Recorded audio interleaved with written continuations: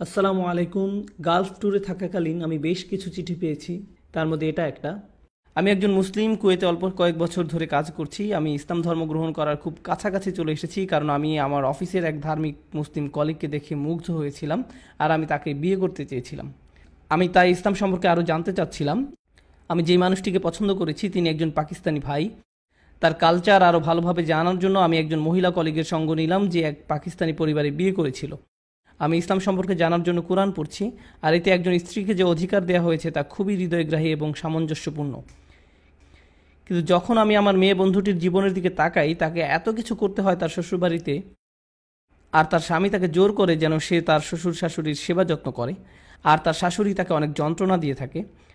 তিনি তাদের স্বামী স্ত্রীর মাঝে ঝগড়া সৃষ্টি করেন। এদিকে তার ননদেরা তাকে সবসময় কাজের মেয়ের মতো খাটায়। তার স্বামী এই ব্যাপারে অনেক কঠোর। আমি এক্ষেত্রে অনেক অবিচার দেখতে পাই। তিনি তাকে ভয় দেখান যে তিনি স্ত্রীকে ছেড়ে চলে যাবেন যদি সে কথা না শুনে, শ্বশুরপক্ষের সকলের ইচ্ছা পূরণ না করে। এটাই যদি ইসলামের আসল রূপ হয়, আমি মুসলিম হওয়ার ব্যাপারে দ্বিধান্বিত। এ ব্যাপারে আপনার উপদেশ কী? আমি আসলে প্রথমবারের মতো এমন প্রশ্নের সম্মুখীন হইনি। আমাকে বেশ কিছু মানুষ জিজ্ঞেস করে একজন নারীর অধিকার সম্পর্কে, বিশেষ করে তার শ্বশুরপক্ষের কাছে তার কী অধিকার আছে সে সম্পর্কে। এটা বেশ জটিল একটা বিষয়, তবে আমি কিছু মূল ধারণা সকলের কাছে উপস্থাপন করতে চাই। যে বোনটি প্রশ্নটি করেছেন, প্রথমত সেই প্রশ্নের জন্য তাকে ধন্যবাদ। আর এই প্রশ্ন শুধু আপনার নয়, আমার মনে হয় আরও অগণিত মানুষ এ থেকে উপকৃত হতে পারবেন ইনশাআল্লাহ। প্রথমত, ইসলামে যে কোনো সম্পর্ক কিছু অধিকার ও কর্তব্যের ভিত্তিতে স্থাপিত। একজন পুরুষ হিসাবে আমার স্ত্রীর প্রতি আমার কিছু কর্তব্য রয়েছে, ঠিক যেমন আমার প্রতি তার কিছু দায়িত্ব রয়েছে। আর আমার বাবা মায়ের প্রতি আমার কিছু দায়িত্ব রয়েছে, ঠিক যেমন আমার প্রতি তাদেরও দায়িত্ব আছে। তাদের কাছে আমার কিছু অধিকার আছে। এখন এক্ষেত্রে মূলনীতি হলো, আপনি যে কোনো একটি সম্পর্কের অধিকার আদায় করতে গিয়ে অন্য আরেকটি সম্পর্কের অধিকার ক্ষুণ্ণ করতে পারবেন না। প্রশ্ন হলো, আপনি কিভাবে সব অধিকারের সমন্বয় ঘটাবেন? বিশেষ করে আমরা এখন কথা বলছি একজন স্বামী স্ত্রী ও তার শ্বশুর পক্ষের ব্যাপারে। একজন ছেলে সন্তান হিসাবে আমাকে আমার বাবা মায়ের প্রতি অনুগত হতে হবে, তাদের সম্মান দেখাতে হবে, দয়া দেখাতে হবে। তারা আমার কাছে যাই চায় তা পূরণ করতে হবে, যদি না তারা আমাকে ইসলামের বাইরে কিছু করতে আদেশ দেয় কিংবা আল্লাহকে অমান্য করতে আদেশ দেয়। অন্যদিকে আমার স্ত্রীকেও তাদের প্রতি সম্মান দেখাতে হবে, সাধারণ শিষ্টাচার দেখাতে হবে, কিন্তু তাকে তাদের বাধ্যগত হয়ে চলতে হবে না। আর স্বামী হিসাবে আমি যদি আমার বাবা মায়ের সেবা তার কাছে দাবি করি, তাহলে আমি তার প্রতি অবিচার করছি। স্ত্রীকে তার নিজের বাবা মায়ের প্রতি কর্তব্যশীল হতে হয়। তার তো নিজের অভিভাবক রয়েছে, এরা তার নিজের অভিভাবক নয়, আপনার অভিভাবক। যেটা সত্য কথা, রক্তের বন্ধনে যে সম্পর্ক হয় আর বিয়ের বন্ধনে যে সম্পর্ক হয় তা মোটেই এক নয়। তো স্বামী হিসাবে আপনার স্ত্রীর কাছে আপনার বাবা মায়ের সেবা আশা করা এক ধরনের অবিচার, আর ইসলাম তা সমর্থন করে না। এমন কোনো নীতিও দেয়া হয়নি এ ব্যাপারে। কিছু মানুষ জিজ্ঞেস করে, কিন্তু আপনাকে তো আপনার স্বামীর আনুগত্য করতে হবে, সে যাই বলুক না কেন। এটাও সম্পূর্ণ সত্যি নয়। আমরা কোনো মানুষেরই এতটা বাধ্যগত নই যে সে যাই করতে বলুক না কেন তা করতে হবে। আমি আমার বাবা মায়ের আনুগত্য করতে পারবো না তারা যা বলবে তার সব কিছুর ব্যাপারে। আমার বাবা মা যদি আমাকে স্টুডেন্ট লোন নিতে বলতেন, যা সুদের ভিত্তিতে দেয়া হয়, আমি এটা করতে পারি না। এতে আল্লাহর অবাধ্যতা রয়েছে। আর এমন হয় মাঝে মাঝে যে আপনাকে সম্মানের সাথে আপনার বাবা মায়ের অবাধ্য হতে হবে, কারণ তারা অযৌক্তিক কাজ করতে বলছে। এরকমও হতে পারে আপনার বাবা মা আপনাকে বলছেন লোন নিতে, যা সুদের ভিত্তিতে নেওয়া হচ্ছে না, কিন্তু তিনি আপনাকে এমন ব্যবসায় যেতে বলছেন যার ব্যাপারে আপনি নিশ্চিত যে আপনার বেশ ক্ষতি হবে। আপনি নিশ্চিত জানেন যে এই ব্যবসা কোনোভাবেই চলবে না, অথচ তিনি চাইছেন আপনি আপনার জীবনের সব পুঁজি সেই ব্যবসায় ঢেলে দিন। সেই মুহূর্তে আপনার বাবা মায়ের কথা না শোনা তার অবাধ্যতা নয়। এভাবে ভাবলে চলবে না। বস্তুত অভিভাবকের বাধ্যগত থাকার অর্থ যৌক্তিকতার ঊর্ধ্বে নয়। আমরা কোনো মানুষেরই এতটা বাধ্যগত নই যে সে যাই করতে বলুক না কেন তা করতে হবে। আর অবশ্যই আমরা যখন তাদের অবাধ্য হই, আমরা কখনো কোনোভাবেই তাদের অসম্মান করে তা করি না।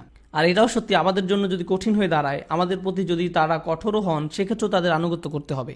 কিন্তু যদি তারা অযৌক্তিক কিছু একটা করতে বলেন, আমি উদাহরণস্বরূপ বলছি, আমি যদি সব পুঁজি দিয়ে তাদের কথা মতো এমন ব্যবসায় নেমে পড়ি যেটা সফল হবে না, এতে আমি তাদের ইচ্ছা মতো কাজ করছি ঠিকই, কিন্তু আমি আমার বাচ্চাদের কষ্টের মুখে ফেলে দিয়েছি, আমার স্ত্রীকে কষ্ট দিচ্ছি, এবং যারা আমার উপর নির্ভর করে আছে তাদের সকলকে সমস্যায় ফেলেছি। আমি এমন কাজ করতে পারি না। তারা আমাকে যা খুশি করতে বলতে পারেন, কিন্তু তারা আমাকে দিয়ে অন্য কারো উপর অত্যাচার করতে পারেন না। এভাবে অধিকার আদায় হয় না। কিছু পরিবার আছে, তারা সেই স্বামীকে জোর করেন কেবল একটা অ্যাকাউন্ট রাখতে, আর তার অভিভাবকরা হলেন সেই অ্যাকাউন্টের কোসাইডার। এভাবে অধিকার আদায় হয় না। এদিকে স্ত্রীকে সপ্তাহে হয়তো কেবল $20 করে পাচ্ছেন। এভাবেও জীবনযাপন করা চলবে না। আপনি এটা করতে পারেন না। আপনি আপনার স্ত্রীকে বিয়ে করেছেন, আপনি তার ওয়ালি হয়ে তাকে তার বাবার কাছ থেকে নিয়ে এসেছেন। আপনাকে এখন তার প্রতি সেসব কর্তব্য পালন করতে হবে যা তার বাবা তার প্রতি করে এসেছেন।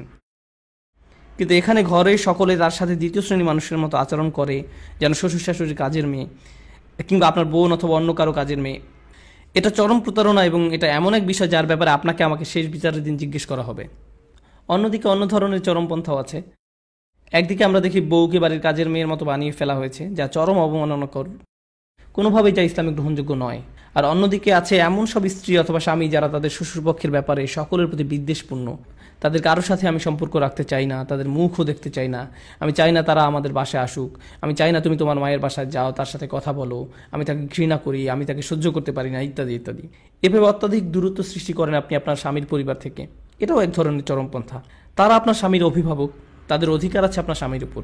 তারা যেন তাদের নাতি নাতনিকে দেখতে আসতে পারে, তারা যেন আপনার বাসায় ঝগড়া সৃষ্টি হবে এমন দুশ্চিন্তা করা ছাড়াই আসতে পারে, অথবা তাদের উপস্থিতিতে আপনি যেন তাদের সামনে স্পষ্ট অসন্তোষ প্রকাশ না করে বসেন। তো এতে আপনি আপনার দিক থেকে অত্যাচার করছেন আপনার স্বামীর উপর, কারণ তার প্রতি ভালোবাসার প্রতীক হিসাবেও আপনার অন্তত তার পরিবারের সাথে সৌজন্যমূলক আচরণ করা উচিত, ভদ্রতা এবং শ্রদ্ধা করা উচিত। আপনার স্বামী আপনার উপর তা চাপিয়ে দিতে পারেন না, কিন্তু এই আচরণ তো আপনার নিজ থেকে আসা উচিত। এই সৌজন্যমূলক আচরণগুলো তো সব মুসলিমই অন্য মুসলিমের প্রতি করে থাকে। যারা একই পরিবারের অংশ হয়ে গিয়েছে তাদের কথা না হয় নাই বললাম। আমাদের এমনিতেই পরিবারের সদস্যদের সাথে সর্বোচ্চ সুন্দর ব্যবহার করা উচিত। হ্যাঁ, জটিল অবস্থারও সৃষ্টি হয়, বিশেষ করে যৌথ পরিবারের ক্ষেত্রে। সত্যিই অনেক ক্ষেত্রে জটিল পরিস্থিতি তৈরি হয়। অন্য অনেক কালচারের মধ্যে, বিশেষ করে দেশি কালচারে, আমরা সকলে মিলে এক ছাদের নিচে থাকার গুরুত্ব আরোপ করি। আর পরিবারের খরচপাতি বাবা মা পরিচালনা করেন। আর বউকে এই করতে হবে, সেই করতে হবে, একজন ভালো স্ত্রী হিসাবে পরিচয় পেতে। এই নীতি বেশিরভাগ পরিবারের ক্ষেত্রেই কাজে দেয় না। আর যদি কাজে না দেয় বোনেরা, আমি বলছি না আপনারা এক্ষেত্রে বিয়ে ভেঙে ফেলুন, তবে এটা বাস্তবিকই আলোচনার দাবি রাখে, কারণ এই পন্থা ইসলামিক নয়। যদিও আপনারা পুরো পরিবার মিলে এই সিদ্ধান্ত নিয়েছেন, এই সিদ্ধান্তকে ইসলামের আড়ালে লুকিয়ে রেখে ভাববেন না যে ইসলাম আপনার কাছে এটাই চায়। ইসলাম আপনার কাছে এমন কিছু প্রত্যাশা করেনি, এটা আপনার পরিবার চেয়েছে। কিছু ব্যাপারে আপনাকে পরিবারের সকলের সঙ্গে নিয়ে সিদ্ধান্ত গ্রহণ করতে হবে। সুম্মা লা তুসআলুন্না ইয়াওমাইযিন আনিন নাঈম। তোমরা যেসব নিয়ামত ভোগ করো সেই ব্যাপারে তোমাদের জিজ্ঞাসা করা হবে। আমার স্ত্রী, আমার সন্তান সন্ততি, বাবা মা, এরা সবাই আল্লাহর নিয়ামত যা আমি উপভোগ করি, তাই আমার উচিত তাদের অধিকার আদায় করা। তো আমি প্রার্থনা করছি যেন এই কথাগুলো যেন সব ভ্রান্ত ধারণা কিছুটা হলেও হ্রাস করে, যারা ভাবে যে এটা আসলে ইসলামেরই আদর্শ। ইসলাম এই ব্যাপারে এমন কিছু বলেনি, এটা কেবলই সাংস্কৃতিক অপচর্চা। যেভাবে মেয়েদের সাথে আচরণ করা হয়ে থাকে, কুরআন একে সমর্থন করে না, রাসূল সাল্লাল্লাহু আলাইহি ওয়াসাল্লাম সুন্নাহ কোনোভাবেই একে সমর্থন করে না।